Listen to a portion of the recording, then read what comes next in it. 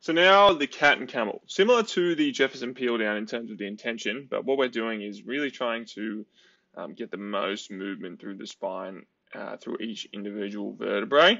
Now, as you can see here, like I'm not perfect at it, but you can see the intention. I'm really trying to get each individual segment of my spine to move independent of itself into a max extension. This is known as the cat position, and as I'm flexing from the base of my spine, so the buttocks all the way to the head, where I tuck the head through into flexion, this is known as the camel position, because it resonates a camel, obviously.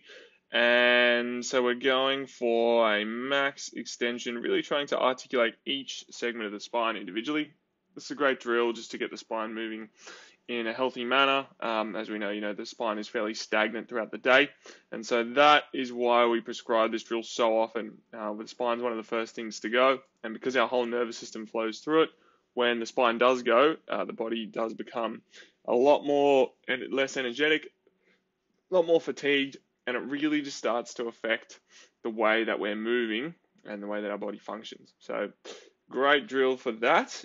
And what we're going to do is at least 4 max extensions and max flexions. And that is how we perform the cat and camel in a CARS type fashion.